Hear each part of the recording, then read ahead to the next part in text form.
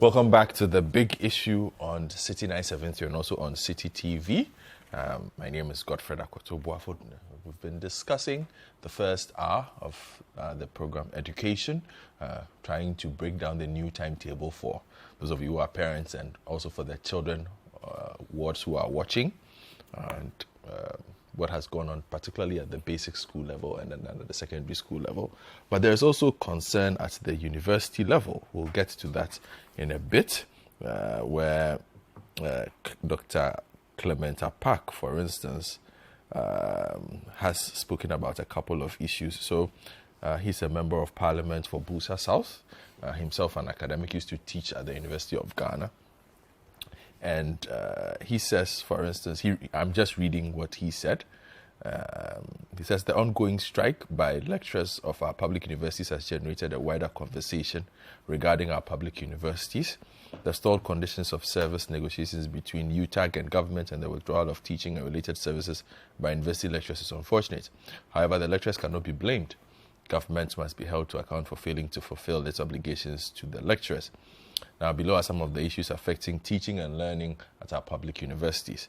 Overburdened lecturers due to large student numbers. Poor condition of service of lecturers leading to limited focus on the quality of teaching. Limited research support and funding leading to limited research output.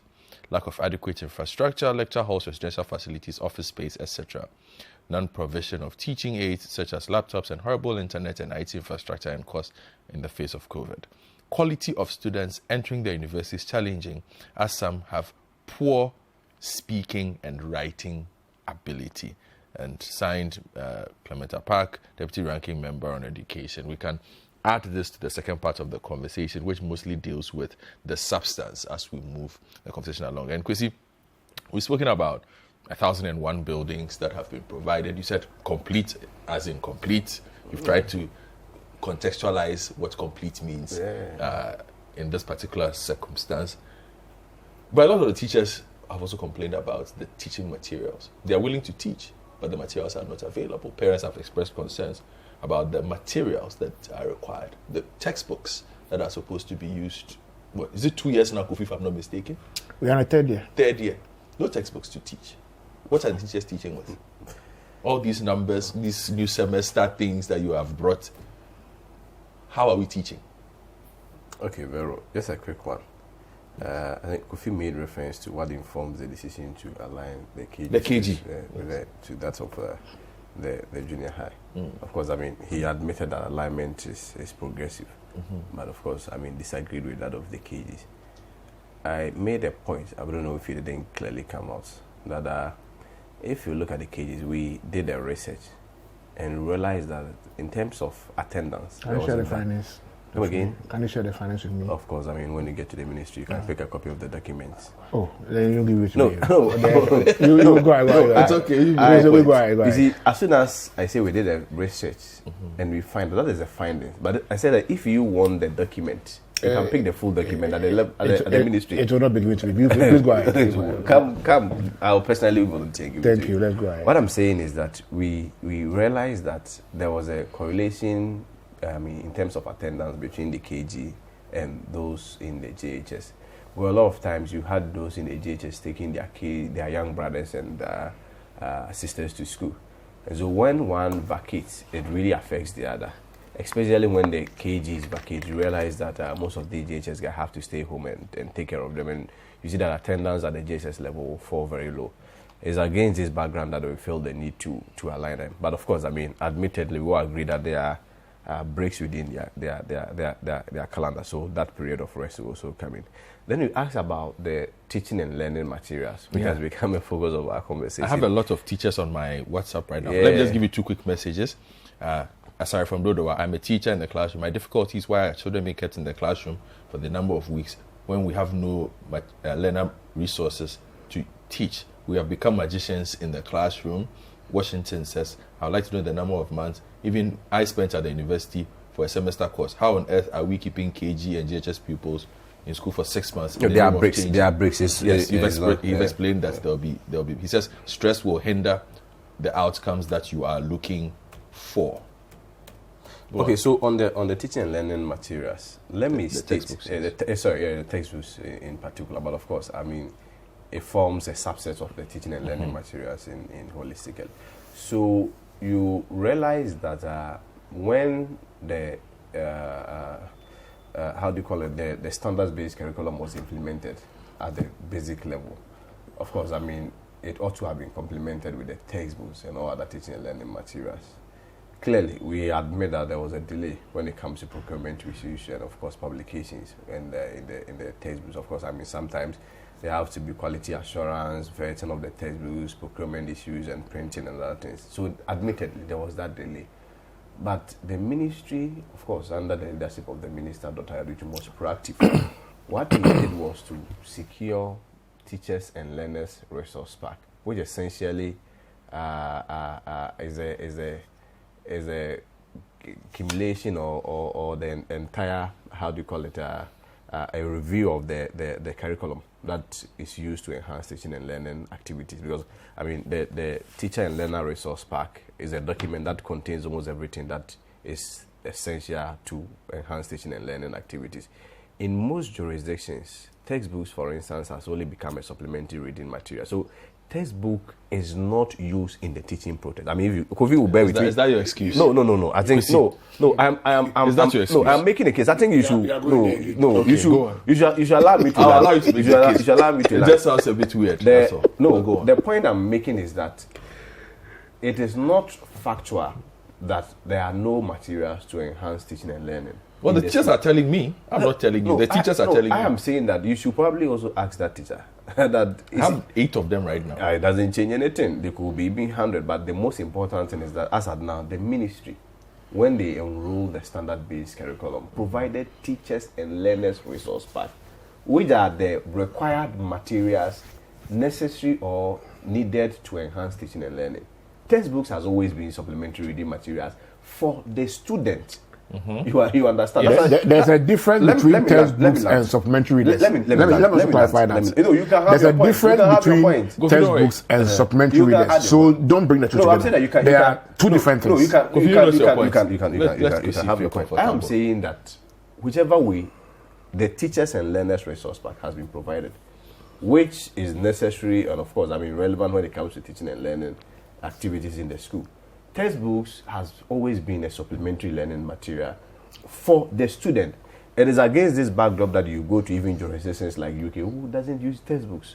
But I'm saying that it does not negate the fact that in Ghana here, if we look at the system that we practice, we will still need textbooks.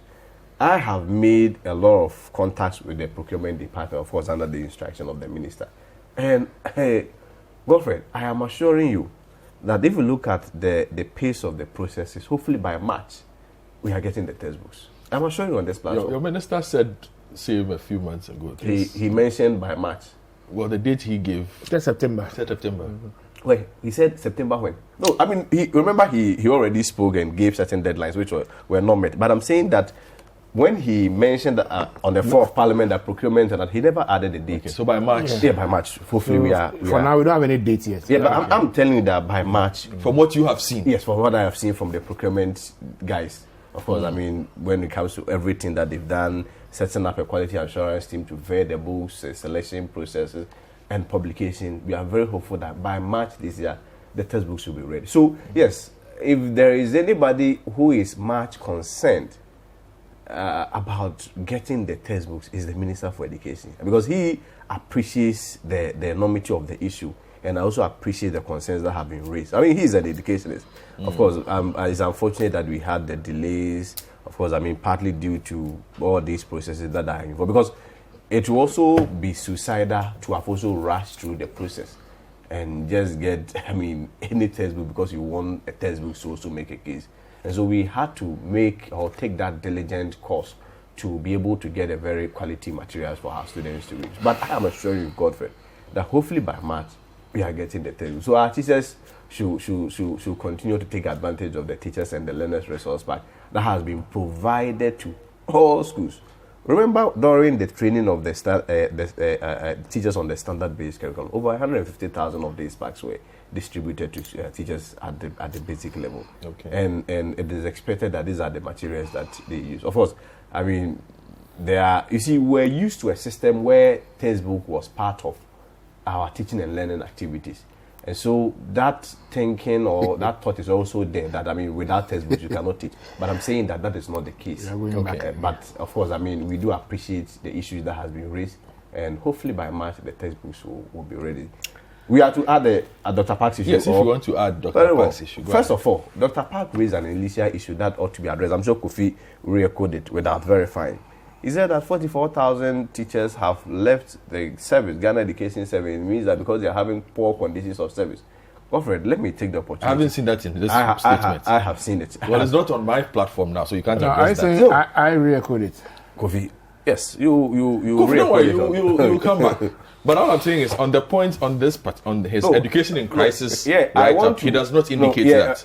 Godfred, I get you, but I mean, this is not wayward. This is also education. I just want Ghanaians to know the trace of Dr. Park when it comes to his comments and views on education. He made this bold statement about 44,000 teachers having left the service and the Ghana Education Service, which was factually inaccurate.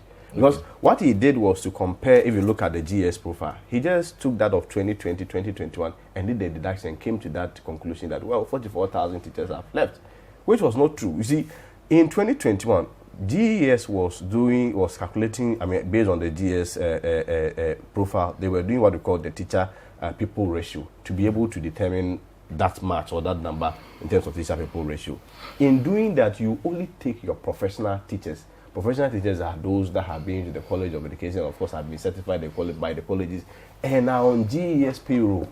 So what GES did was to exclude teachers from NACO, those teachers from National Service, and of course, those are they teachers? They are teachers. Kofi, hold on. They are teachers. National Service. If we post Kofi, I'll give you time. Godfred, if you post a National Service personnel to teach a student for a full 1 year, will you call such a person a carpenter?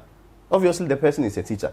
But when it comes to the professional as a professional teacher, you do not categorize such a person as a professional teacher. So there's that distinction. So you have these NAPO guys, you have these National Service personnel, and of course, I mean, you have those trainee teachers who are on teaching practice. GES, based on their profile, doesn't qualify them as professional teachers. So in the 2021 calculation that GES did, they omitted these guys. Hey, Dr. Park just saw the figures and just did. So that affects his conclusion that quality of students entering universities have challenges. I'm addressing that. I'm coming to address that. There's a lack of infrastructure at the university. I want to. That they have no research. I want to. You want to discredit him. No, that is what you want to do. I want to point out. To focus on. I'm coming there. I'm coming there. He also said that. I'm coming there. I'm coming there. So go there. It demonstrates that we cannot at all times take his views as absolute. Yes, as a gospel. But I mean, a lot of time, this even proves that when it comes, of course, credibility. We should take yours as gospel. I'm speaking as the spokesperson for the Ministry of Education. Gospel. I'm the spokesperson for the Ministry of Education. I'm explaining to you what Dr. Park did, which some of me support. But anyway, we should take yours as gospel. Please, what is the other issue?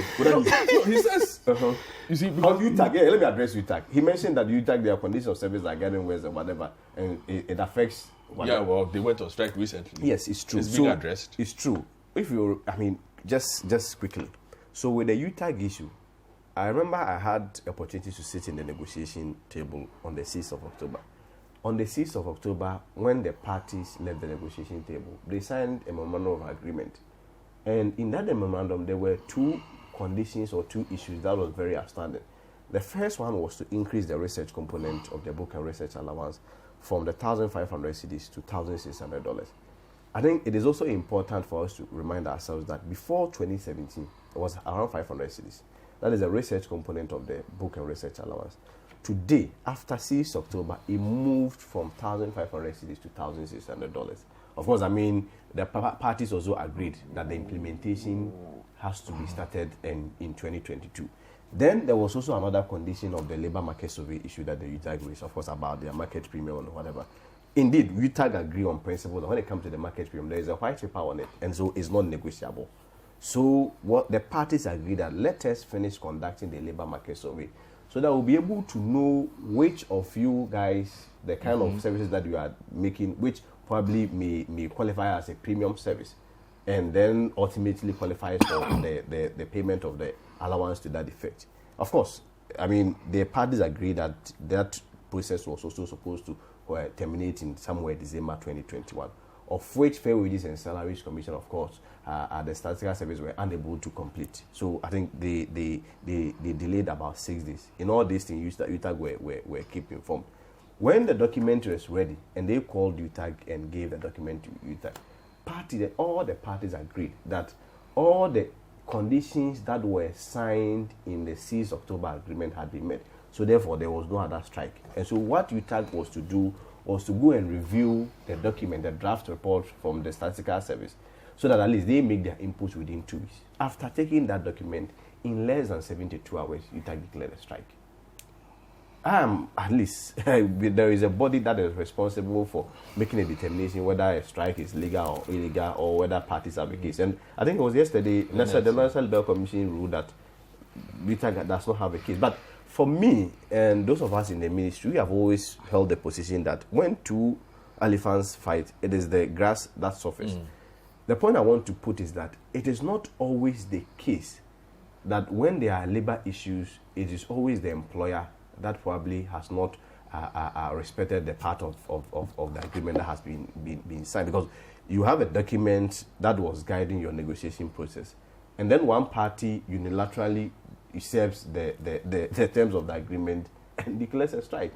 So let us put all the facts into context. It's not every time that we can probably hastily conclude that maybe government is not doing the government. If you look at the market premium that the UTAG currently enjoys, that's around 114% of their basic salary. I mean, you and I know is one of the highest within professionals in the country. But of course, I mean, it doesn't also necessarily mean that government should not listen to their concerns. Anybody is entitled to their improved conditions of service, and of course, I mean, UTAG is not excluded. Right. So yes, your point is made on that. Kofi, let me come to you on. Does the ministry's explanation on the perhaps overemphasis of the importance of textbooks?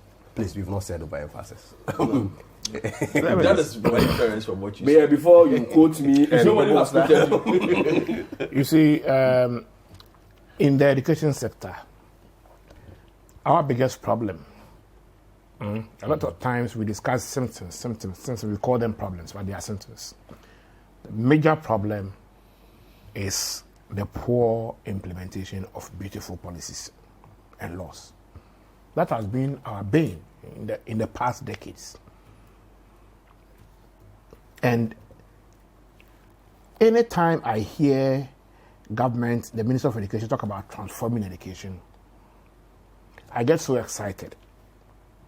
Because transforming means changing something from its previous nature and form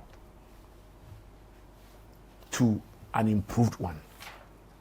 Now let's put the way we have approached the textbook issue within the context of transforming education. And let's ask ourselves whether we are transforming education. The history is that, which is the poor planning that has occasioned at that new curriculum rollout or reform, is that we start the curriculum, implementation of the curriculum, without textbooks.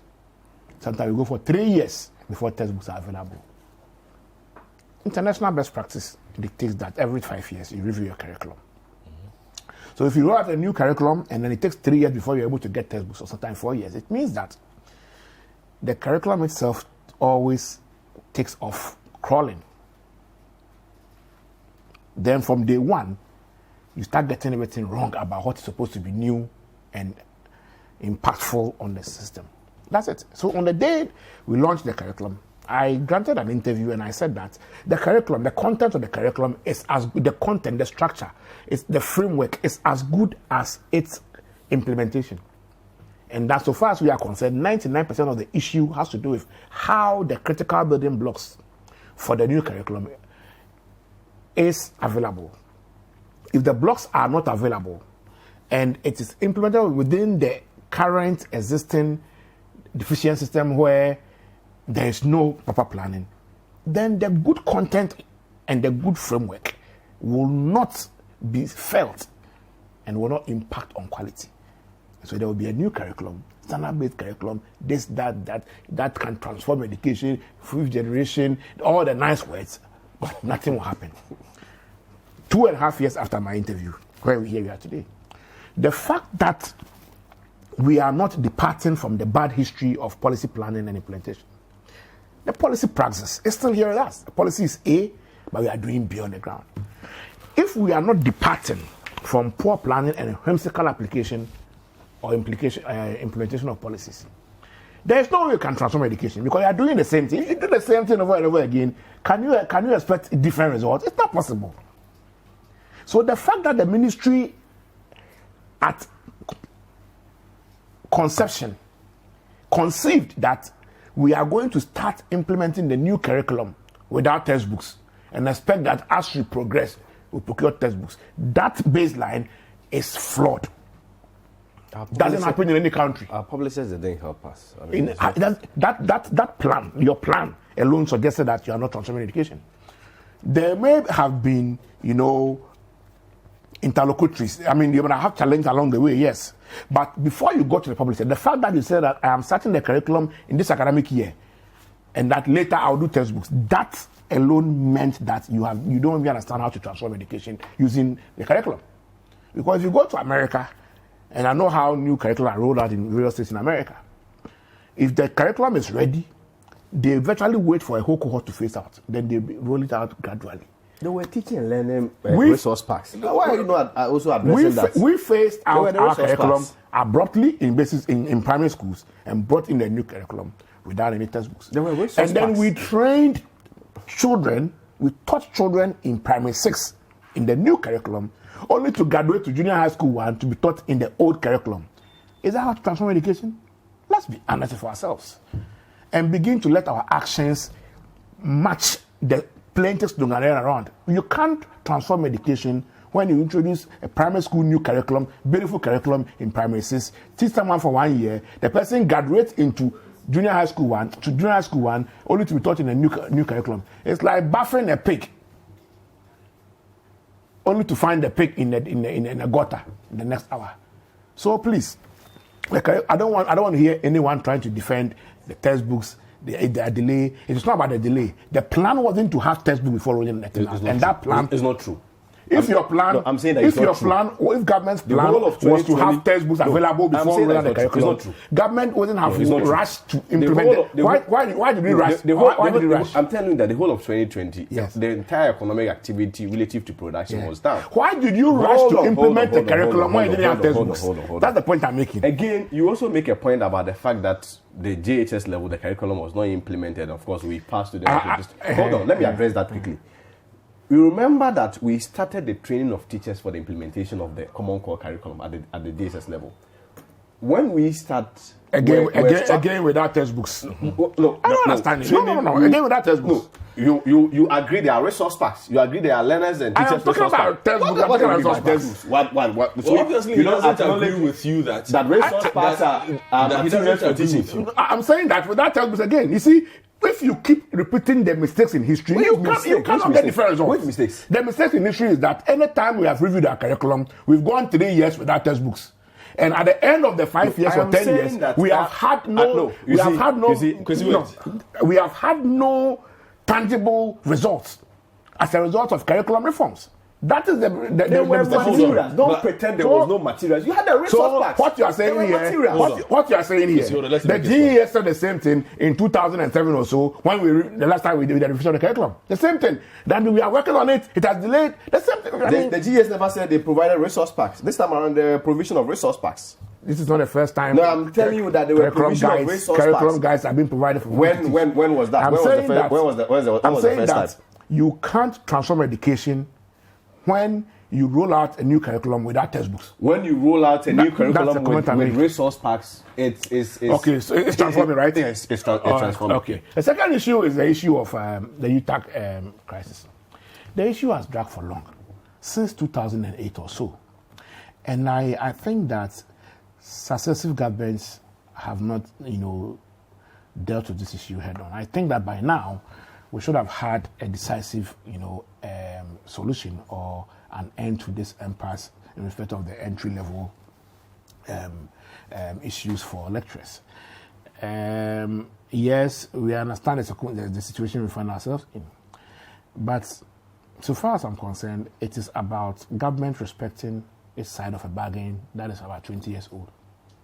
Sorry, it's about how many years? 2012. It's about 10-year-old. It's about government respecting its side of a bargain. And whatever it is, if government will have to meet lecturers halfway, they will have to. But the current posture I see, in the past 3, 4, 5, 6, 7 years, the strategy government has adopted in the past 8 years has been more about delay. We are doing this. So I think that the strategy must change from using structural, delays, buying time, to actually meeting them halfway.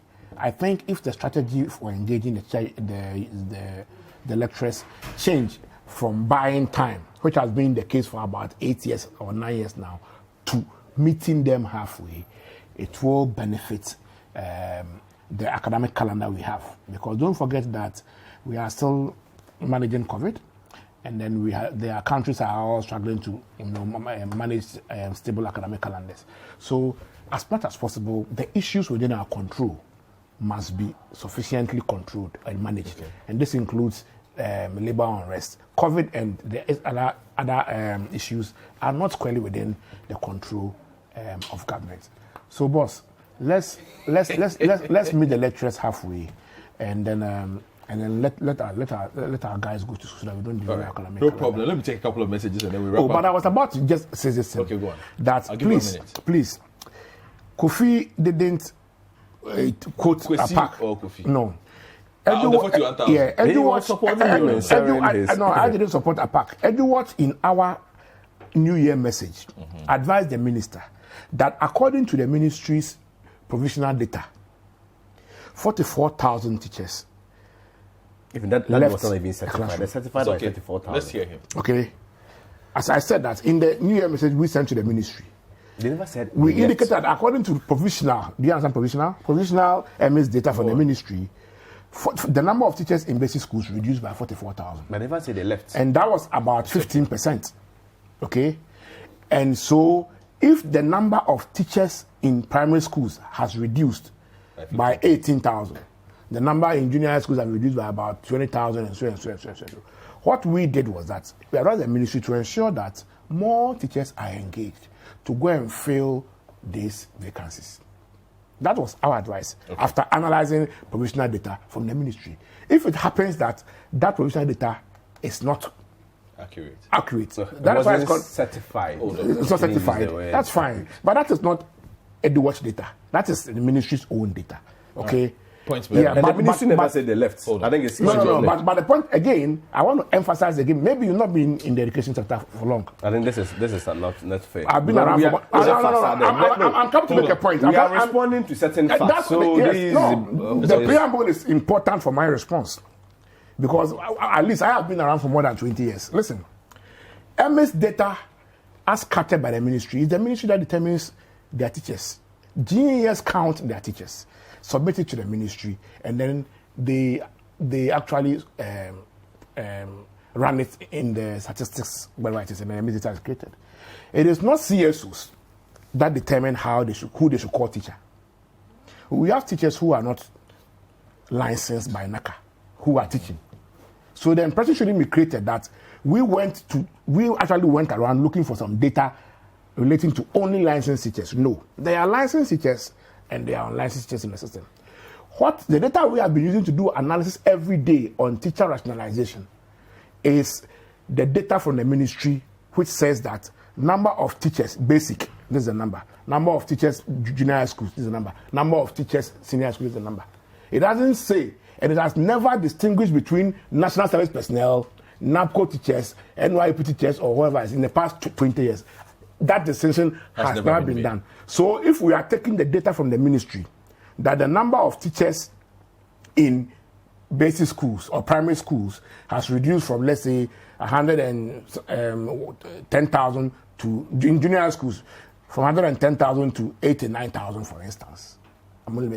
We will have to take it that teachers, the teachers number, they have left. Okay. Because if teachers number reduce, where do they go? You don't Point made. You Point don't made. I don't have too much time. It's okay. You don't create wrong interpretations and conclusions, and this has especially nothing to do with people-teacher ratio. You are bringing in okay. people-teacher ratio to confuse us. You don't create wrong This has interpretations and nothing to do with conclusions. teacher You don't create ratio. wrong interpretations and conclusions when you have not even contacted the ministry for explanation. Kofi and Kwesi, Explanation on what? let me read messages. Listen to this one. Kofi, listen to They left to where? Kofi and Kwesi, listen to They have messages. left. They have left. I'm telling you, they've not left. Kwesi, You were wrong. Kwesi, Admit let that me and take humble yourself and messages. let So how many left?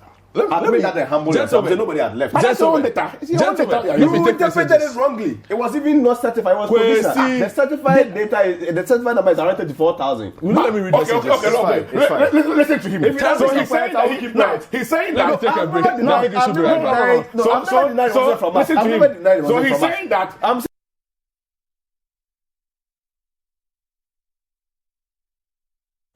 Welcome back to the big issue. Done with the conversation on education. I will discuss a bit of politics. Like I said, the first part of this new year, 2022, will be filled with a lot of MPP politics, and already it's beginning to bubble over for a few people. Traditional media, social media, rumblings, questions, Alan Chamatin, Dr. Mahmoud Bawumia, upcoming party elections from constituency level up to the national level, all drawing significant interest. And we thought we would get a match and just have a conversation about it, because it has become topical. In fact, on Friday, the most popular Facebook post was that of Gideon Boaku, who happens to be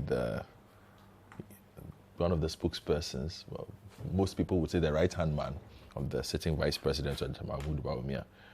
Some say a harmless post, but if you read through the comments coming from both sides, it tells you where that is. And today we just want to break down what this means and where the NPP is going and the challenges that they face, or if not challenges, basically just what to expect in this year of significant political activity that will culminate in who becomes the party's flag bearer for the 2024 election. But just before we do that, don't forget, you can also send in messages, 0549 986 996, 0549 986 996, and then 0550 585832, 0549 986 996, and 0550 585832. Also on Twitter at City973. The hashtag is the big issue, or you can reach me on my own Twitter handle at East Sportsman. The same hashtag, the big issue. You can check our Facebook pages as well, City 973 and City TV Ghana, or City TV GH on Facebook, and you can also catch us there. So let me just wrap up a few messages from our previous conversation, and then we'll take it from there. Xylix Dwayne in London says, our education system is muddled now, and we have to be wary. Must Kwesi Kwanting defend everything? Look, the basic schools especially need urgent attention. We don't have any proper calendar, no textbooks, no capitation grants for years, etc. And Eko Jan, who's a former TTAC General Secretary, sends a message and says, look, Godfred, you'll be amazed if I should list the rot going on at the basic level to you. Teachers and head teachers can't speak because they'll be victimized. To be honest, I am quite disappointed in Dr. Edu Chum. Teacher Opong from Ekwapim says, Ghana's educational system is indeed in crisis because capitation grants that headmasters and headmistresses need to run basic schools are not released for almost a year, and we parents have to pay before our children write exams. And this happened last year. At the SHS level, morale has dropped so low because government has refused to release intervention allowances for more than a year now. Government is able to find money to pay Article 71 holders, but cannot find money to pay lecturers and teachers. We will continue with our agitations. And then Kojan again comes and says, how are teachers supposed to manage respective schools with no capitation grant? No wonder we have resorted to compulsory offertory taking. With that, we can get some funds, really, to pay utility bills, repairs, etc. And this one says, it's very dangerous that students who completed their BEC in November 2021 have to wait till April 4th, 2022 to go to senior high school. Where's the danger in that? I don't really get the danger. But, well, if that is what you think, that's fine. We can go on with that. Let me just introduce my guest for the next panel. My own good friend and brother is here on my immediate left, Sammy Afe, senior correspondent at the presidency. Sammy, good morning. Good morning, Godfrey. Always a pleasure to have you. Dr. Thank you very much. Anku, political watcher, political communication analyst extraordinaire, lecturer at the Ghana Institute of Journalism. Correct. Welcome, good morning. Thank you, bro. Franklin Kujo is president of Imani Africa. Franklin, good morning. Good morning. Join us. And also we have from Global Analytics, the executive director, Mr. Musa Dankwa. Good morning. Good morning, Godfrey. We've been conducting a lot of research. A lot of the research you hear prior to elections that media houses use, you wonder where it comes from. Musa Dankwa has a lot to do with that. That's significant political research with Global Analytics. So it's good to have you in studio today. Okay, so Sammy, I guess I'll start the conversation from here. I'll let you set the tone. How significant is this period for the NPP? There are those who say this particular year might be politically the most important or the most crucial year they have faced in a very, very long time. What are your thoughts? Well, thank you very much, Godfrey. It won't be different from other election years within the NPP. If you remember, there was a similar one in 2014. That's all the election of Mr. Paul Afoko and the rest. There was a similar one in 2018. That's all the election of Freddie Blay and John Boyd and the rest. So in the year 2022, it's going to follow the same trend where the party is going to have its internal election to elect new national officers or officers in general, starting from the polling station level to the national level. So it's a 4-year cycle within the NPP where every 4 years they elect new officers from the polling station to the national level. So this year it's going to be the same. The polling There's station... There's a different weight on it, you don't think There's so? a different weight to it, but that will happen in 2023 where the party will elect a new presidential candidate. But the tension and the internal fight, in quote, begins this year. So the election of polling station executive through to national officers will give you an idea how the presidential primaries is going to be like. Yes, You can tell from that. You can tell from that. Right from the polling station level to the national, you know the kind of executives who are elected, which particular faction they belong. So in the year 2023, what everybody within the NPP is waiting for on the minds of every NPP supporter or member is the presidential primaries, which we all know is going to be a 2-horse race between Dr. Bawumia and Mr. Alan Kyerematen. You are clear in your mind on that? Very clear. The others are just adding up to the numbers. So we all know how it's going to be like during that period. So what is occupying the minds of every NPP supporter is that one. So from the polling station level... Hold on, before you move, I just want to have a couple of things clear. You are saying it's top of mind for a lot of NPP people. Is it clear amongst insiders that Alan Kyerematen will vie? Yes, for the presidency? Alan is going to vie. He said it somewhere that, in time past he sacrificed for others to lead the NPP. It's now time for others to sacrifice for him to lead the NPP. With this comment alone, it tells you that he's really in the race to contest.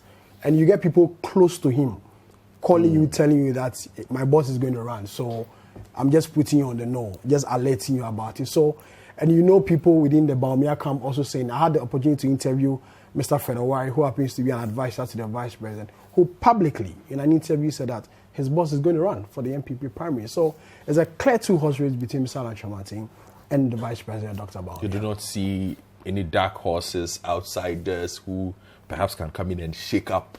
I don't see that happening. You don't see that happening? It's a 2-horse race between the two people. Unless only there's a miracle. Adanimo is not significant? Not at all. In the last primaries in 2014, he got 0 point something. So it's a 2-horse race between the two candidates. Now, or the two individuals, I want to put it that way. What kind of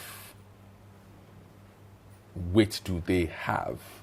Let me put it that, because that seems to be where the issue is coming from? Because start of the year, this week we've had press conferences, we've had splinter groups in certain regions start speaking up, saying we are being victimized here, this is there. And do you normally pick that up early when you know, and it normally portends for a bitter conflict or a bitter contest, I let me choose my words carefully, a bitter contest between the candidates. Okay, what kind of strengths are we looking at here on Okay, both so sides? I'll put this in 5 areas. Okay. So you look at the age factor, you look at how long the person or the two individuals have been in the party, you look at the MPP tradition itself, the tradition that believes in the Dankwa Dombo Buzia tradition, you look at the southern-northern tickets, which has always been within the MPP minds, and you also look at the marketability or the electability of the two candidates. Let me break them down. You look at the age factor. Between Dr. Bawumia and Alan Kyerematen, Alan is old. We all know that. How long have they been in the party? Alan has been there since. You know, you read his bio history. He's a founding member. A founding member of the party since 92 and the rest. What about Dr. Bawumia? We all got to know him in 2008 when he was chosen by then candidate Akufo-Addo to be the running mate ahead of the 2008 election. He's been there since then till now as a sitting vice president. Let's look at the MPP tradition. They believe in the Dankwa Buzia Dombo tradition. Now, there are many in the party who said that we've had two people who represent the Dankwa Buzia people. Now, you've had former President Kufuor, who many people think is within the Buzia tradition. There's Nana Akufo-Addo, the current president, who many also believe is from the Dankwa tradition. And now within the MPP, it's only the vice president who many people believe has the gene of the Dombo tradition. So if the MPP is going by this tradition, is obviously, or many people will think that is the turn of the Dombo person, which is the sitting vice president. But this issue has come up because the MPP in time past has not had any strong Northerner who wants to lead the party. This is the only time the party is having an individual from the northern part of the country or from the Dombo tradition. Not even Aliyu Mahama was considered strong? No, Aliyu Mahama wasn't considered strong within the MPP. He was seen to be an alien within the MPP, even though he was with Kufuor in 2000. So Bawumia represents the strong Dombo people who believe that is their time. And you know the MPP, there's always two words within the MPP. Ofihi, where is he from? And where so that Obadabeng to it, when did you come? Or when did you join us? So these two things run within the MPP. They are not just anecdotal, these are things that exist? It exists within the party. And I challenge anybody with the MPP who will come and prove me wrong with these two things. It happens within the party. There are two things they ask you. Ofihi, Obadabeng. These two things come in. So if you look at the tradition of the MPP, and going by this Dankwa Buzia tradition, many people obviously say that fine, is the turn of the Dombo, which the Bawumias represent. We also look at the southern-northern tickets. Since 1979, when we had the MPP having this tradition from the UP, the PFP and the rest, Victor Owusu, who is considered to be a key member of the MPP tradition, selected the Tolona Alhaji Yakubu in 1979 from the Northern region to be his running mate. In 1992, Professor Albert Edubuahin selected Alhaji Isifu Alhassan as his running mate, and not now. J. Kufuor in 2000 selected Aliyu Mahama as his running mate.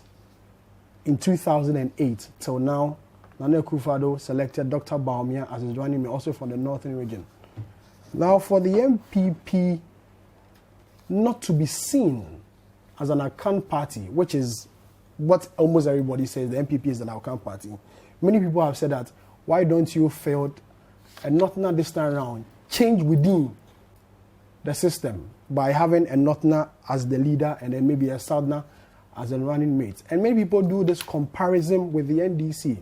The NDC over the years have had serious combinations and they've always worked out. In 1996, or let's start from 1992, the late President Rawlings had Accra from the central region. He had 96 Atta Mills, the late, as his running mate, and they won.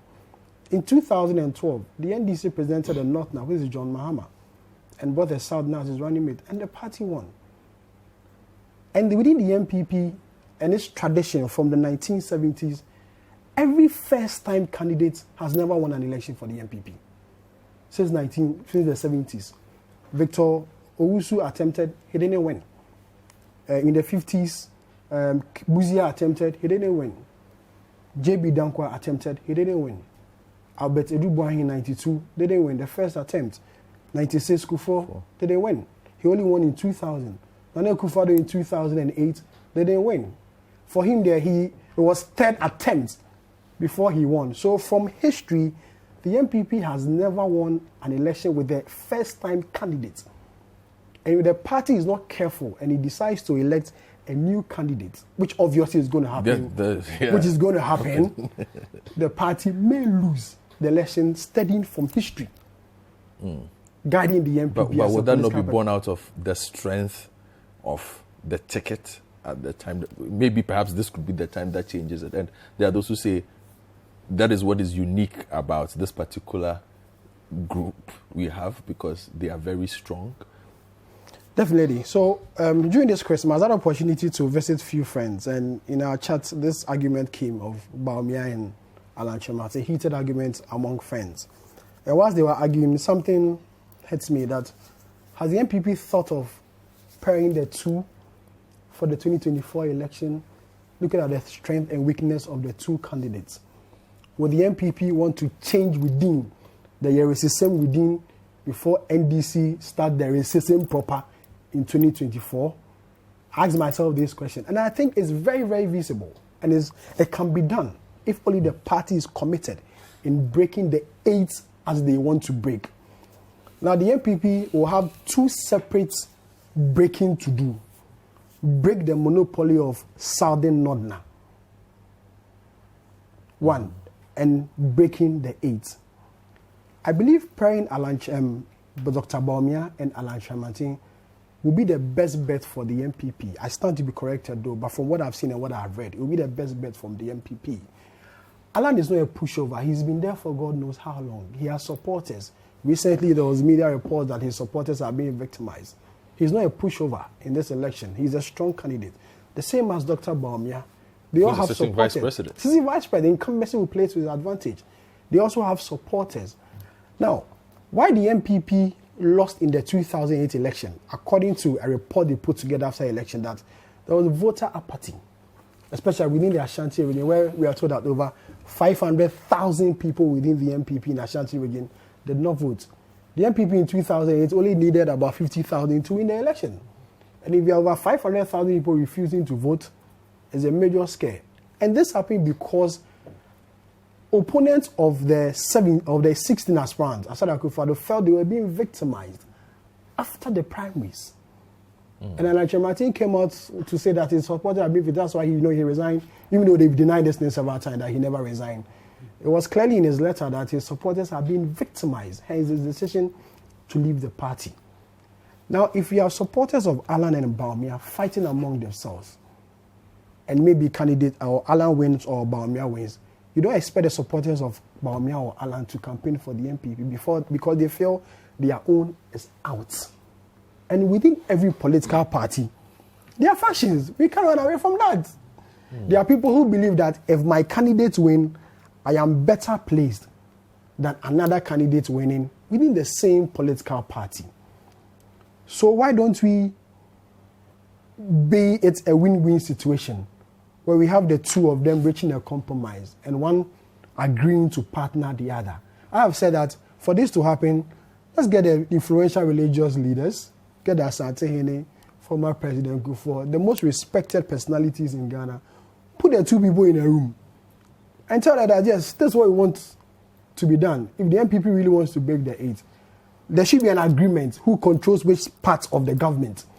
And if that is done and they agree, they should do a joint press conference and announce publicly that, hey, this is the decision we've reached. Interesting. And if this is done, I believe the MPP can do something. It solves the problem. And it solves the internal fight, which is going to happen if we allow the two individuals to go into this post. I will get to Musa Dankwa in a bit, but Dr. Sikanku, I'm sure you've heard Samir, and you've also followed the ongoings in the space as we've started the year. To your mind, does it look like these two are strapping their boots for a contest? Thank you very much, Godfred. Thank you, Sami, and hi.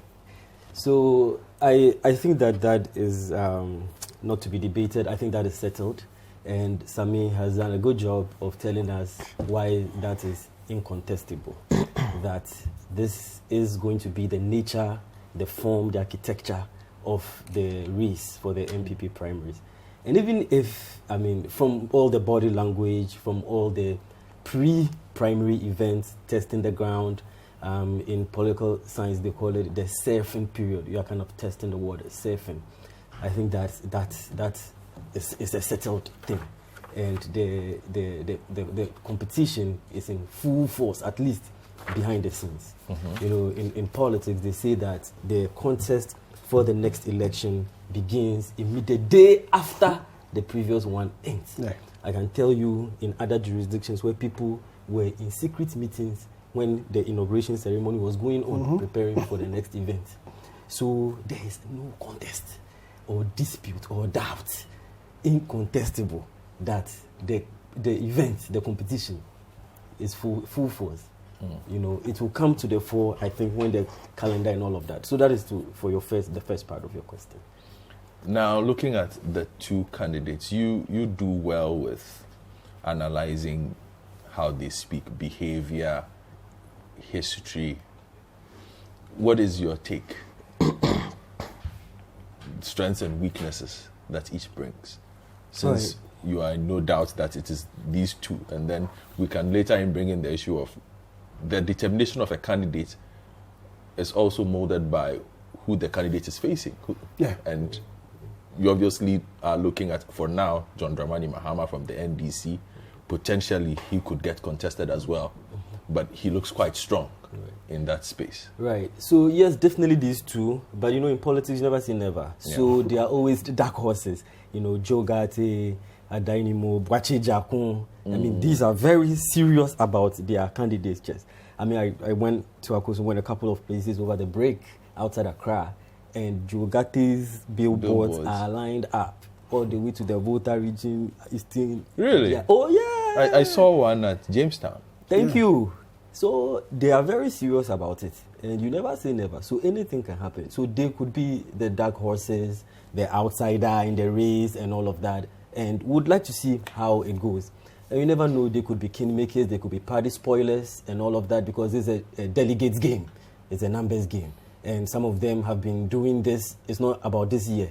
I mean, we all know Boache Jakun and his forays, you know, with the grassroots and the things he does, you know, with the party structures. So some of them will be in, maybe not for the kill, but to be able to make certain determinations. So I'm not going to make it totally conclusive, but we all know who the front runners are. So now that I've dealt with that, in terms of the pro-cons or the advantages or the disadvantages that both bring to the table and how that is going to pan out against who they face. I mean, I think the stakes are clear. Dr. Bawumia is the incumbent vice president. There is no position that prepares you as well or as much for the presidency than the vice presidency. This is the second position in the land, and he has had the opportunity to act as president on several occasions. If you want to make the experience argument, I cannot imagine any more points that can be made to substantiate that than being VP. So already that puts him on a certain pedestal, clearly. Secondly, when you are vice president, it raises your stature in a very considerable way. People want to see you act as president. When people look at their candidates, they want to see you act as president, feel your leadership, see whether you meet what we call the presidential bar and your leadership skills and abilities. Through his VP-ship, he has been able to garner this. And that is the advantage that he brings to the table. We've seen him act as that. Thirdly, in addition to that experience argument, the thing is that Bawumia has not just been a traditional vice president in the way that we know him. If you do research or you study the evolution of the vice presidency over the years, We know what the vice president does, even Ghana context, the traditional VP. Go to ceremonies, cut ribbons, give guest speeches, be in the background, don't overshadow the president. We know Corwin Kessinaka. We've seen President Mills when he was vice president. We've seen John Mahama. We've seen Amisa Arthur in that evolution. Bawumia is not your traditional VP. He has revolutionized the VP-ship. The president has given him a very free hand to operate. And during the campaign, we all know the kind of damage he did to the MPP, to the NDC. He was able to put that tag of incompetency on John Mahama. And even in governance, he has spearheaded some of the major policies of the government. So this is a vice president who has been hands-on, very activist, and has been able to win the hearts and minds of at least the MPP, because they know that he goes out there and takes the fight to the NDC. He gives one speech and it dominates the whole week, and it's like people, a lot of commotion all around the place. So that is the kind of stature that he has earned for himself within the party, and has been able to win their hearts. You know, look at the things that are going on. The groups that have already given their support. Listen to the discourse that is coming from parliament, from the parliamentary leadership, from the chiefs, from certain groups in the party, and you can tell that he is the establishment candidate. There is a certain pool of force, a groundswell of support that is beginning to build up towards him as a candidate. You can't take that away from him. So that's it for Bawumia. When you move from there, you come to the communication. I think I've added that to the leadership, because he has been one of the major prognosticators of the MPP as far as communication is concerned. You know, his speeches, his talks and all of that. So he has that, and he has grown over the years. The Bawumia of 2008 is not the Bawumia of today. Yeah. You know, he has changed in terms of his political skills, his campaign skills, his political communication, and he's earned the stripes for himself, and he is going to be a totally different character. I cannot wait to see the thing go into full force on the campaign stamp. So he has that. Now you come to economic. So this is the debatable part. He came in 2016 with that economic tag as the economic messiah. He was able to woo people's mind, convince people that I am the deal in terms of the economy. Well, we've seen him in governance. This is going to be a double-edged sword. There are a lot of people who think that, hey, well, you told us all this, nothing has changed. We look at the exchange rate and all of that, and they are like, you know what? Well, we hear you, but we're still suffering. So it's going to be two ways. But you look at it again and you say, well, he's been head of economic management team. He's not, yes, he managed the economy, but there's a finance minister, and sometimes the debates and the arguments go both ways. So that is yet to be settled. But at least in terms of the fact that we all know that the economy is the major deciding factor, or a major thing that people consider in terms of the qualification and the expertise, he's got that. Now you look at ethnicity. He is from the northern part of the country. If he goes against John Mahama, the north is going to be heavily contested for. And it is not going to be something that will be just ceded to John Mahama, who had that in terms of the northern factor. Now we have a northerner on the ticket. And it's not just a northerner, it's a Muslim northerner. John Mahama, Christian northerner. So, and you can trust that the religion factor will play a role. It's the first time we're going to have a Muslim on the ticket. The northerners, they'll be really, really very much galvanized in terms of the support. But it's a two-way split. Because I know some people too who have sworn that no way, no how, in terms of the Christian community, they would allow that to happen. So that is a big thing that we are going to see play out. And then the goodwill I talked about. So I've talked about experience, communication, economy, ethnicity, religion, and all of that. So that is it for Bawumia. You look at Chairman Ting, and at some point we'll talk about the negatives or whatever. But let's look at Chairman Ting. Now, Godfred, 2024 election, one of the underlying context or factors that is going to shape the election is the idea of change. This is going to be a change election, not a choice election. We are not going to, it's not a referendum on a previous government. After the 8 years, change becomes such a heavy variable in the decision-making of the electorate. If the election, and it depends on the way the race is phrased, if the election ends up becoming a change election, which it is likely to be, because we've had an 8 years and the test for change is going to be high, here comes Chairman Ting into the picture. Enter Chairman Ting, that is where he comes in. But how does that variable, how is that variable impacted by the potential candidature of John Dramani Mahama? Yes, that's so. If you put it vis-a-vis, thank you very much. Now, John Dramani Mahama is a known quantity, a known factor in the election, but he's only had one term. He's been out of the presidency since 2016. Time is a very big factor. You know what they say about time? Absence makes the heart grow fonder. And if you look at the conversation that goes on Facebook over the past couple of months, people are pining for the days of John Mahama. You know the people, the things they write for the days of John Mahama. Oh, even Mahama was better. The media, So the point is that time really changes a lot of things. Okay. And so if it is going to be a change election, Chairman Ting is the one who at least can take the fight for them, because, Chairman Ting, the way he's framed himself, he's not like a Kufuor-Addoite, a through and through a Kufuor-Addoite. We know where he comes from, the Kufuor camp. So the baggage or the tag of a Kufuor cannot be tagged as much to him. The one that will suffer or benefit from that tag is Bawumia. Yeah. So at least the NPP can make the argument of a fresh change. You can tell me the government, I was just told what to do, but I am my own man and I'll come. So they have that. So Chairman Ting has that factor. So that's one for him. In terms of likability, Chairman Ting, very smart, charming, intelligent, nice guy, very likable. You see, we saw him coming in 2008. The Kufuor guy, fresh, a lot of energy, had the youth, had the vim, had the resources. He got people around him. So Chairman Ting has that natural charm. As to whether he has been able, and for me, I don't think he has, as to whether he will be able to leverage, but let's see what happens. Leverage that likability or that charm to galvanize, mobilize a movement, grant support really behind him, and make him an inevitable candidate. I am yet to see that. Within the party? Within the party, or even outside. Note something down for me. You monitor the party properly, so maybe you can... So let's see how that pans out. Yeah, so that in terms of likability. In terms of experience, he has his own kind of experience, right?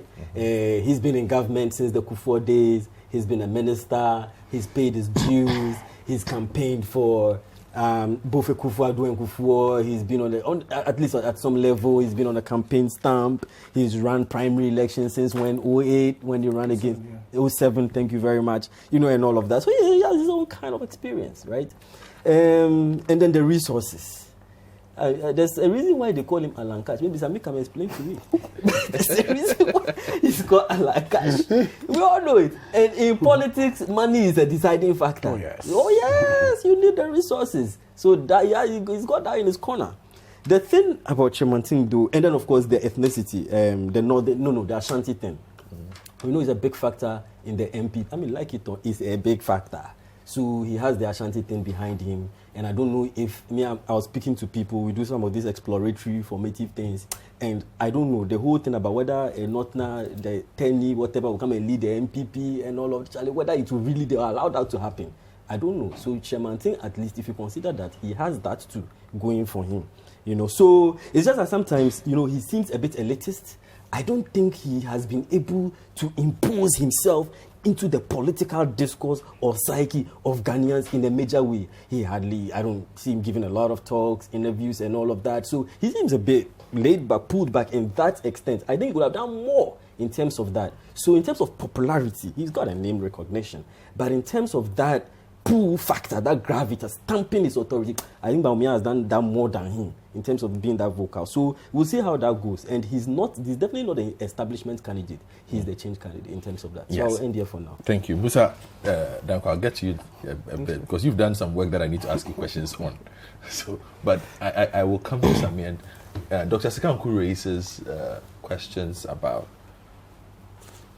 the pros and cons of both parties, but looks at it from a national perspective. I want you to break it down for me at the delegate perspective, because that is for now where it will matter. We don't know the makeup of the delegates yet, because you are going for some of them we know, some we don't, because we are still building up to that based on the elections, on the party calendar. I think February there's something happening, April there's something happening, June, July there's also something happening, if I'm not mistaken. So you can run us through that. But if you are weighing both within the delegate stock currently, how are you looking at this? Okay, so the first part of the delegates structure. So per the party's timetable, they were supposed to have the election of polling station executives in January, this month, but the party is unable to do that, so they pushed that to February. Okay. So in February, there will be the polling station election. In March, the constituency level election. In April, May, the regional election. Then June, July, the national election. So the first 7 months of the year, will be dominated by the NPP's internal. Yes, and after this, the new set of national leadership will draw the guidelines for the primaries for both the parliamentary and presidential, and then set a date for the two. That's how it's going to be done. So for the delegates, in each polling station, there are 5 people who are elected as executives in the polling station. So there's a polling station chairman, the secretary, organizer, youth organizer, and the youth organizer. So there are 5. In the constituency, there are 17 executives, 10 elected, 7 appointed. That's done. The same as the national, the regional level, and then the national. So per the MPP delegates album now, there are over 150,000 delegates, as per the last primaries they held. Now there's a talk of an expansion. When the party went to Kumasi for the delegates conference, there was a proposal for an expansion of electoral college to allow all card-bearing members of the party to vote. That wasn't done, but there's a belief that it could be done before the election for the presidential primary. So that's what they are looking at. So, but for now, they are working with the 150,000. If they allow all card-bearing members to vote, we are looking at 2, 3, 4 million members of the MPP who will be voting for who becomes the presidential candidate of the party. The second part of the question, which Doctor spoke about the Allan factor and the likability and the rest. You can test the popularity of a candidate during party events. So when there's a party event and a contender, usually put it that way, walks in, and the name is mentioned, and you hear the applause and the kind of shouts, and another name is mentioned, and you also consider those ones, even though it's not scientific, you're able to tell, you get a sense of how popular this individual is or not. But at the last conference in Kumasi last month, we didn't see that because Mr. Chemanti didn't show up. So that's unscientific research could not be told, because it was only Bawumia and the applause was there, all right. But you can't compare that to others because Mr. Chemanti was there. But when you go to funerals and you get these 2 people also there, it also tells. Recently, Mr. Chemanti was at the funeral of the chief of staff brother, which happened in Accra. I wasn't about so that when he got there and he was introduced, the applause was a bit loud. The vice president too was there. The applause was loud. So from where you sit, you were able to determine which one was louder and the other wasn't louder. But it also depends on where you are. It also depends where you are. It also depends where you are. But within the parties or within the two, as I said earlier, Allan is not a pushover. He's been there for a number of years. Even though his percentage-wise, when it comes to internal election, has dwindled over the years. You remember the first time he contested Nana Akufo-Addo, that was in 2007. It was 30%. Mm-hmm. In 2010, it was 19%. In 2014, it was 4%. So over the years, it keeps coming down because the candidate was then Akufo-Addo. Mm-hmm. But then that dynamic has changed. It has changed now. It's now Bawumia. And many people have said that Bawumia is riding on the gains of Akufo-Addo. That's what a lot of people have said within the MPP, because when he will go, or when he goes on a campaign field, he's going to campaign based on the achievements of Nana Akufo-Addo and his, because that's the pair.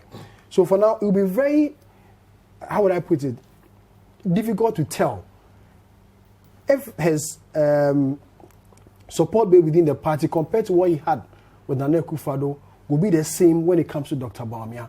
But I've seen sitting party executives openly declaring support for Dr. Bawumia. The Deputy General Secretary, Nana Obiri Boyne was on radio, publicly endorsing Dr. Bawumia. I've seen other party supporters or party delegates also coming out publicly to declare their support for Dr. Bawumia. Even though it will be too late, maybe the Alan supporters are also going. Recently, a communications officer in the northern part of the country publicly declared his support for Alan, and he was taken through the party disciplinary procedure. And these are what members of the Alan camp are saying that the victimization already started, even though the election is yet to be called. So for now, it will be difficult to call in terms of the popularity rate now. Maybe the Alan supporters are popular, but a bit quiet. But if anything is to go by, the reaction that greeted the post by Dr. Gideon Boako is anything to go by, then the Alan supporters are also there. But we'll see about that. Thank you very much, Samiri. I think you can send in your messages. 0549986996, 0550585832. Just trying to get ahead of what promises to be a busy first half of the year for the New Patriotic Party as they go about processes that will lead to a presidential primary in 2023. So from Sami's timetable, February, polling station executives, that following month constituency, after that regional executive elections, and then national executive elections sometime in June, if I'm not mistaken. So let me come June, July. These are tentative dates, but basically that is what they are working with, and already it looks like nobody's willing to say it, but it's there. It looks like it's going to be a straight fight in that party between Dr. Bawumia and Alan Kyerematen. Now, Musa Dankwa, Executive Director of Global Analytics, your organization decided to go a step further and run a couple of studies on what would happen if Alan Kyerematen were a candidate, what would happen if Dr. Bawumia were a candidate against John Dramani Mahama. You went out. What were you trying to do, and what did you discover? Before I respond to that, I want to make some few points that my colleagues have made.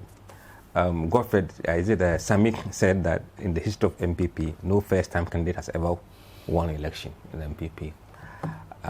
That's a point that we're looking at. Obviously, Alan and Bawumia are the key contenders for the MPP primaries, no doubt about that. Voter apathy is going to be a big issue in 2024. I'll take you from that angle, from polling side. And also, the establishment candidate is certainly Bawumia, which I'll tell you why. And then also, ethnicity and religion will play biggest role in this election than ever before. Never have we seen an election that ethnicity and religion will play a crucial role. And we've done some of these studies already. And we'll be doing them every quarter to see the trend over the coming months and years. Now, from what we've seen from the data, within MPP, Bawumia has the upper hand. No doubt about that. If you talk to people who are MPP sympathizers, they prefer Bawumia to lead the party.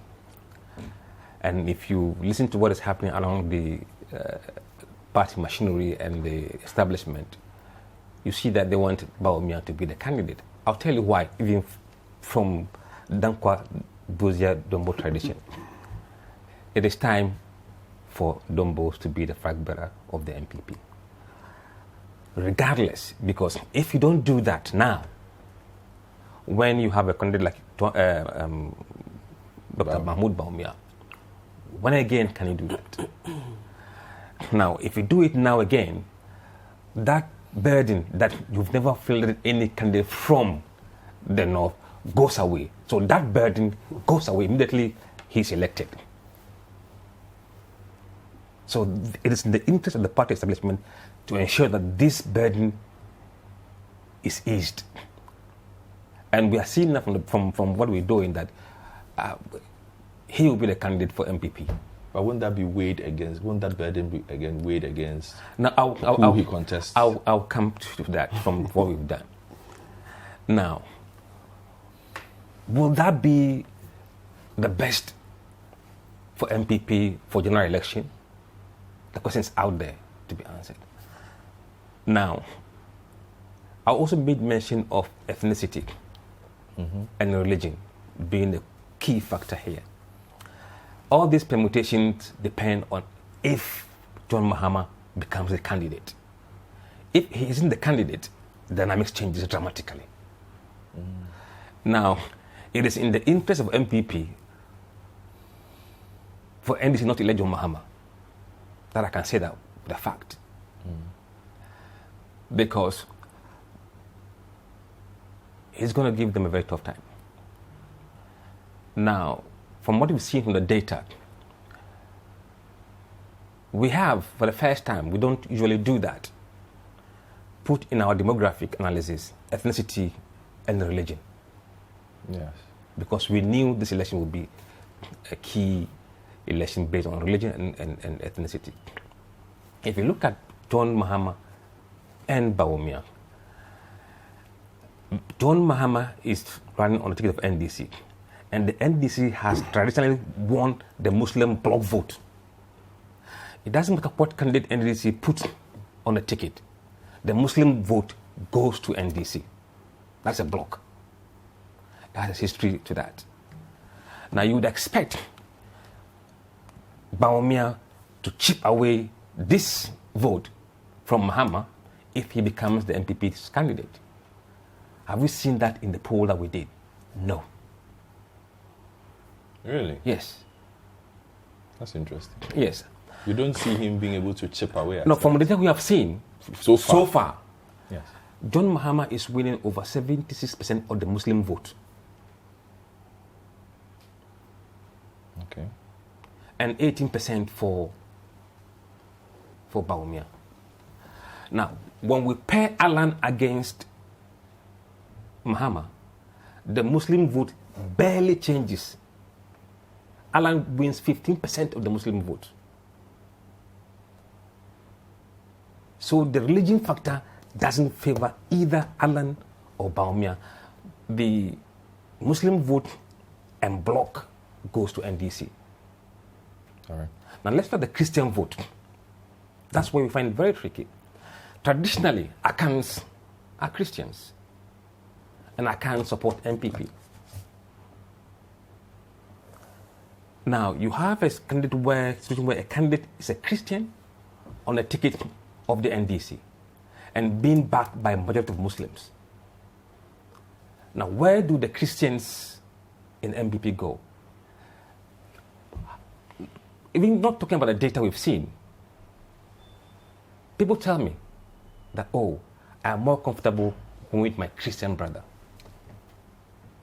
Yes, my own mother told me. My own mother told me that. So there is a lot that Bawumia has to do to reach out to the Christian community, or I mean to the Christian voters. And Sami, we've seen him moving from churches do to a lot I of think work. maybe this has been driven by that data he probably have seen somewhere. And the 31st that he went to 4, he actually went to about 7 churches Yes.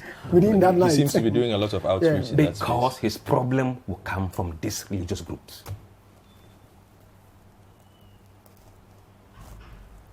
Interesting. Now, voter apathy. Alan, the party must really be very careful as far as MPP is concerned. They should encourage and allow free contest, knowing that Bawumia will win at the end of the day. There's no need for them to do the arm twisting. You are quite clear in your mind. I'm very clear. I'm very clear. Okay. I am very clear. I mean, they should allow free contest so that after the contest, there can be healing, proper healing. Now, if some group are seen to be marginalized, then after the contest, when you need them to collect around the candidate, you find it difficult for them to do that. And because apathy will be an issue for MPP in 2024, you don't need a second layer of reason to give people the reason not to go to the polls. Now, if you elect Bawumia as a flag bearer for MPP, I don't see anything changing much in the northern votes. But they are all on the same level of ticket. NDC and MPP, they are all having the first candidate being northerners. So you don't lose by letting A or B. the sadness. That's what the issue will be. It depends on how they handle this issue. Now, you could have a situation where the accounts could say that, and I'll be very frank, and for me, I'm known for saying my view very clearly. We need it to happen. Two Northerners are fighting for this presidency. What have I got to gain? Me, somebody in Techimai. So you need to have the party machine being able to mobilize everybody, because this will be a problem for MPP in 2024. And then if you kind of malign anybody from these areas, it's going to be worse for you come 2024. So they should be very careful how they handle this Alan Bawumia camp issue. They should really allow free contest. I know in the end Bawumia will win the election, but that will make it easier for you to reach out and do the healing. Musa, hold on for me. I need to take a quick break, and I'll come back to you to continue the rest, and then we'll hear from Eche and Sami on what they make of the information you are putting out there. Musa Adankwa is Executive Director, Global Analytics. They carry out quarterly studies on the political temperature. They've been focusing now on the MPP primaries and also the NDC. That's what he is looking at right now. The Big Issue will be right back. Welcome back to The Big Issue. We're in the final phase of the program, just looking at the permutations within the NPP as they prepare for an intensive political year. Musa Dankwa, my good friend from Global Analytics, was just running us through some polls they've been running. So, Musa, you've dealt with ethnicity, you've dealt with religion. What other things have you dealt with? Party affiliations. Okay. Now, we looked at people's choices across party affiliations. This gives you an indication of which candidate would have a broader national appeal. Okay. Because as delegates, you must also reflect the thinking of the general voters. Because when it comes to elections, it won't be just MPP people, it will also be the wider voters. So we look at which candidate attracts support from other parties. You know, how much support does Bawumia enjoy from other parties? How much support does Alan enjoy from other parties? And within your own party, what is your strength in your own party? And that is where the issue is. And we can see that Alan Bawumia divide showing in the polls. Oh, okay. Yes. Among MPP supporters, Bawumia has about 75% support. Okay. When you put Bawumia against Mahama. Now, a chunk of MPP supporters vote for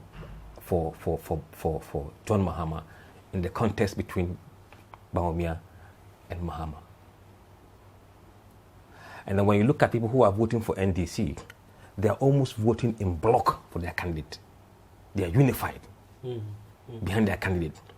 So in selecting a candidate, you must be very careful, looking across board, which candidate really can get others to join us. Okay. And in that aspect, neither Bawumia nor Alan is doing very well from the data we've seen so far. And I think this is coming from the burden they are carrying from the performance of the party generally. But maybe as election draws closer, that gap will close. But you must look beyond just party and see. And the delegates are not from Mars, they are among us. So if they are really to really vote from what they know and from what they experience locally, they will let that feed in the way they vote. So party affiliation is very, very important here. Now, we have done some head-to-head. As a discussion. You hold on the head-to-head for me. Let me deal with Eche. Eche, your thoughts so far on the polling? Because you like polls. Eche loves polls. Eche loves his polls. Yes, so you have a poll now. Yes. And what do you make of the findings of Musa's polls? Yeah, thank you very much, Musa. I just want to get the exactitude of the polls. Are you saying, and please remind me, are you saying, what are the three major outcomes of the poll. You say Mahama wins no matter if Chairman or Bawumia comes. That's what the poll is saying. He's saying. So far, Okay. yes. Okay.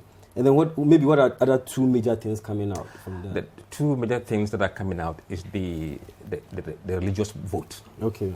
How people are voting by religion. Right. And how surprised we were that Bawumia's religion did not have much influence on the Muslim bloc. Okay. We expected him to do better than that, but at the moment, it's not showing. Right.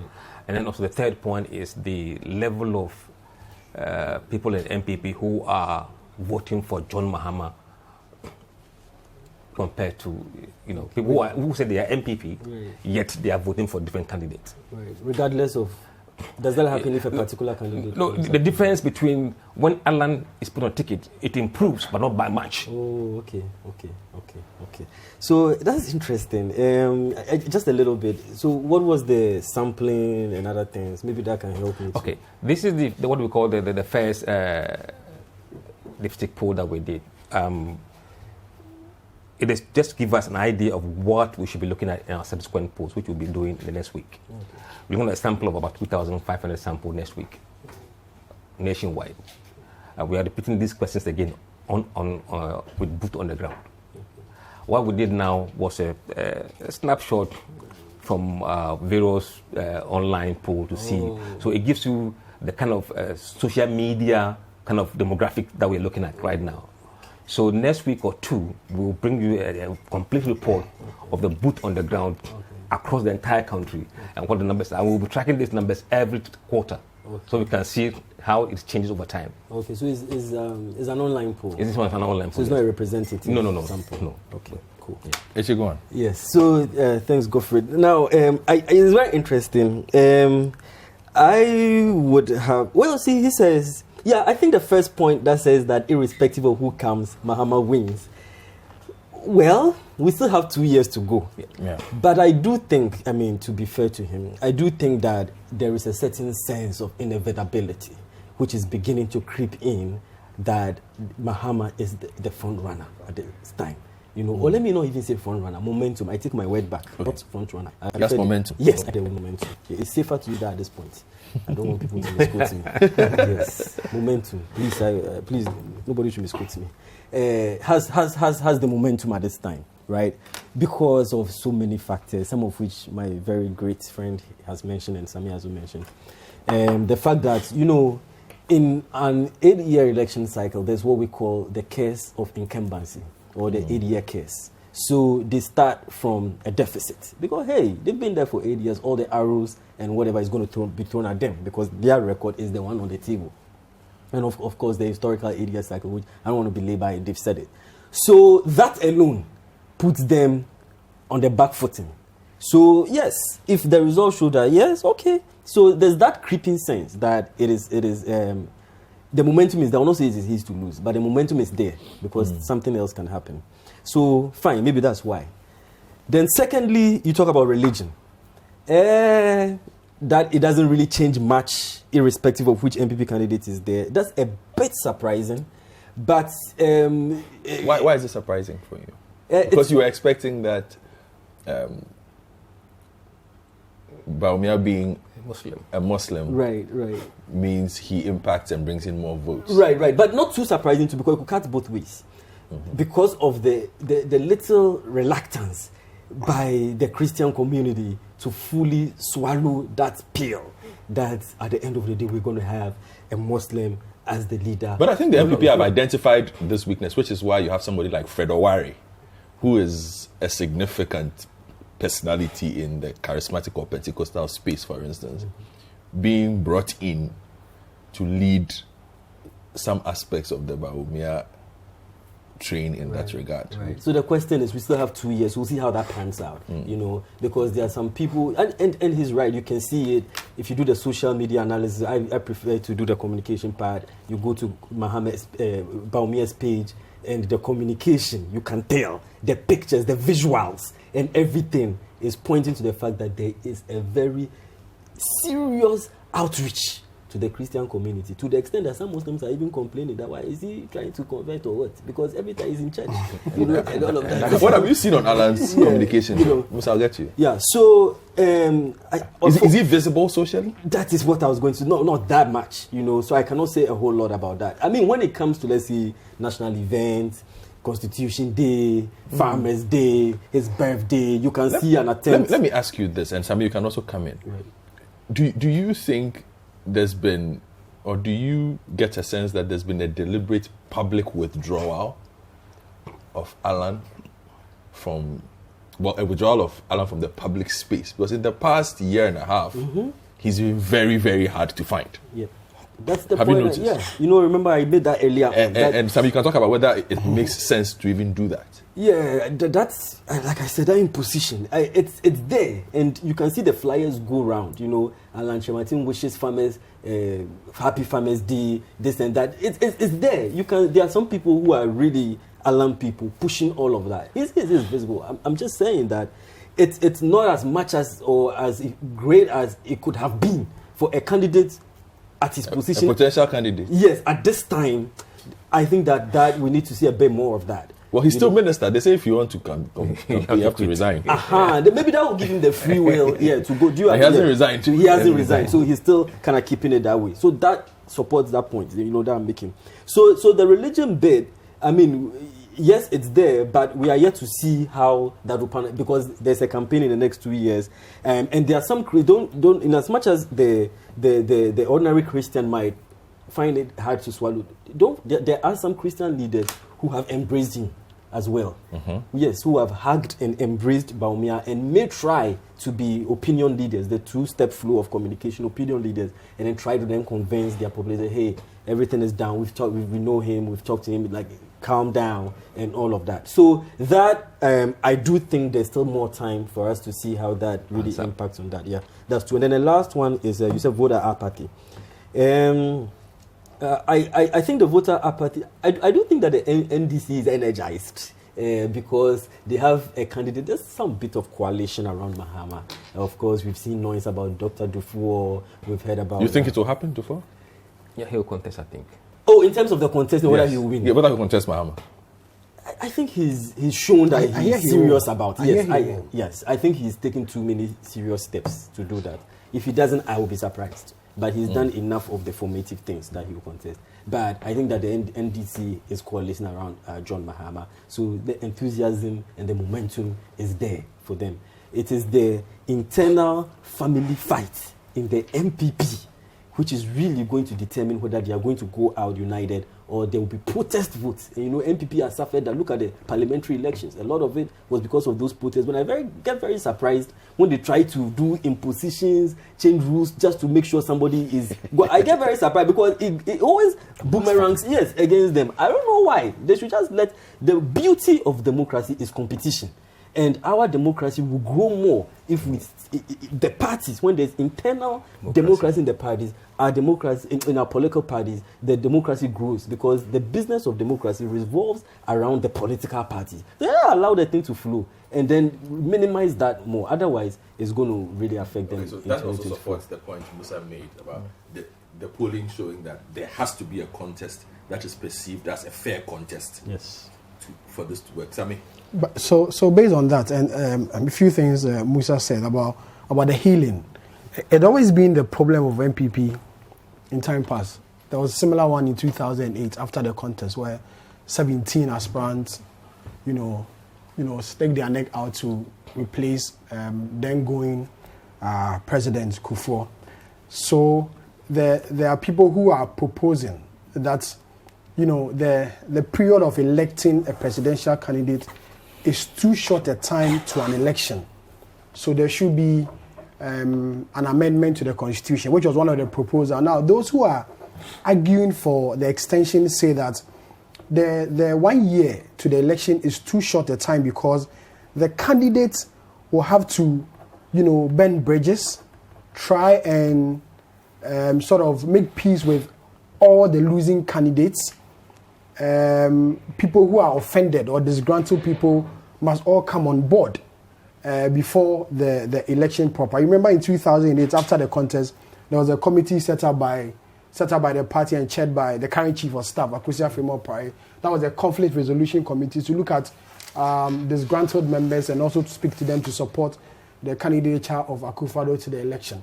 And it looks like it didn't work out because of the voter apathy, which you mentioned that is most likely is going to happen this time around when the party goes to the polls. So you have people say that in order to avoid all this, stopping all this, pair the two candidates. That would be the best way for the MPP. There have been other, research or survey aside Musa Zone.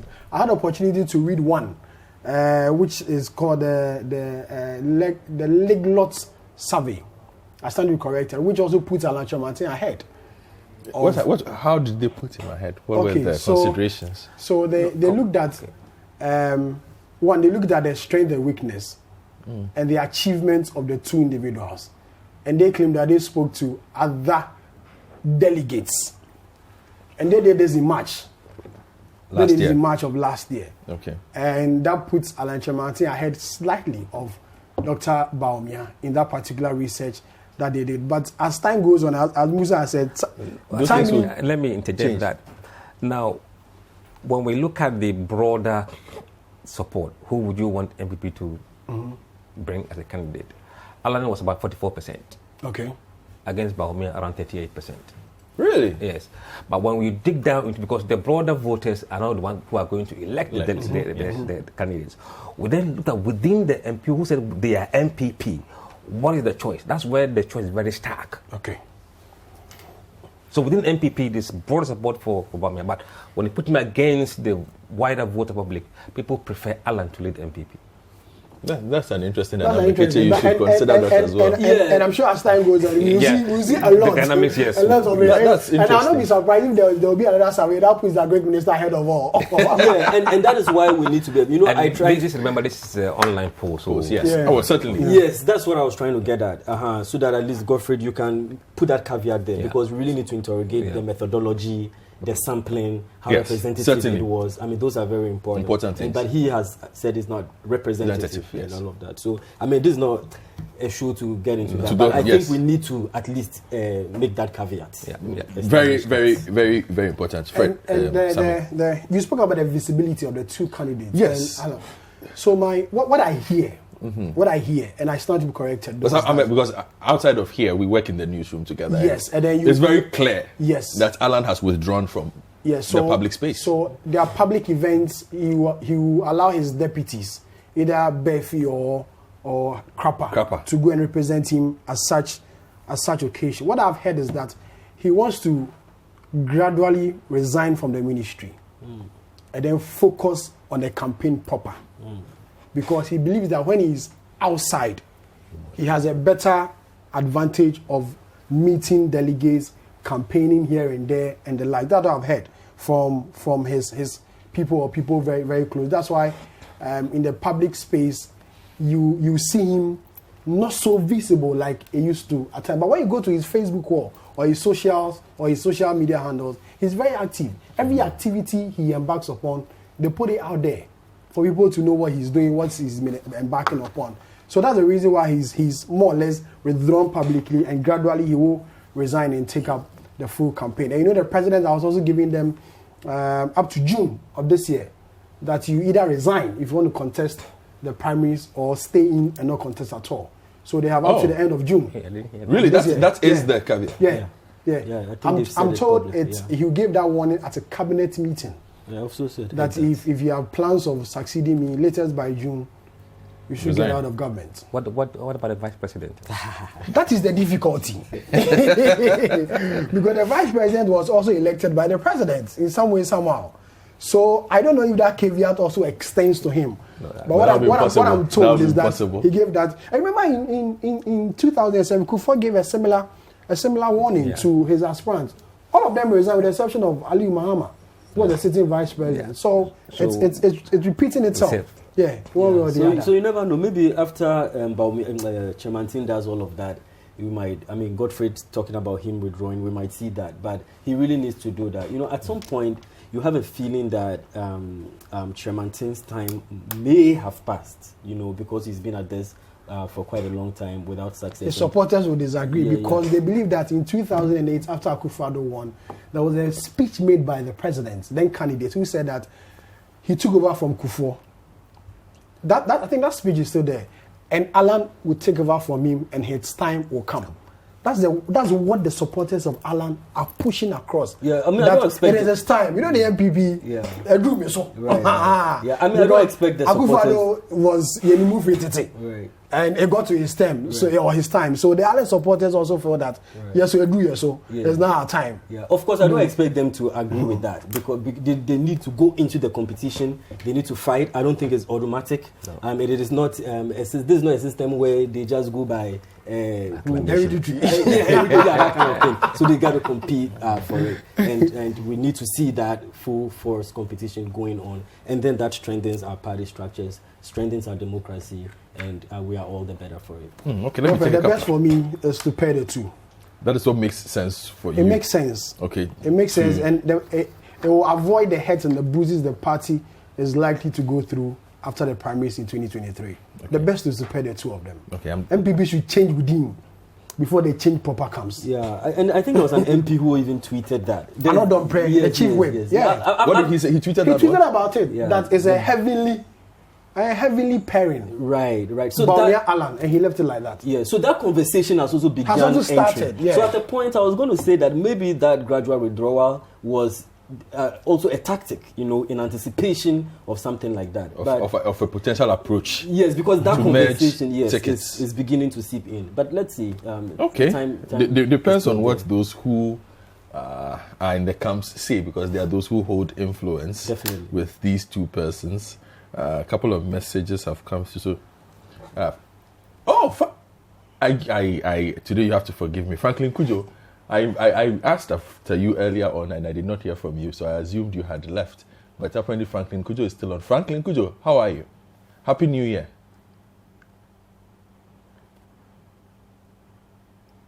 Franklin? Okay, so Franklin is still not available, but Justice Akofo says Dr. Sikanku is making sense. This presidential primary will be dicey. Let's see how it goes. Jolly Dean says, I can't hold back my praise for the show today. Glad you're enjoying it. I'm lost for the appropriate words of praise. It's been a fair and objective analysis that has been done. And I'll try and get through a couple more of messages that have come through from WhatsApp. You can send your 0549986996 and 0550585832. A few. This one says, "Hi Godfred, the economic management headed by Dr. Bawumia has failed. NAPCADA, the office of Dr. Bawumia, failed. Bawumia." This one says Perusha from Western North is basically saying all the things there failed. Chairman Blay from Kaswa says the MPP should focus on and fix the country and stop the lackadaisical politicking. Ghana deserves better. What the NPP, good morning, Godfrey, what the NPP needs at this crucial moment is a unifier to enable us break the 8. Let's close our ranks. Suleiman Adamba, he's a secretary of the Big Six in Tamale. AU Farouk Tamale says, good morning. Yes, race for leadership of the NPP. The NDC is ready to face any candidates, but the NPP must choose a candidate who has credibility.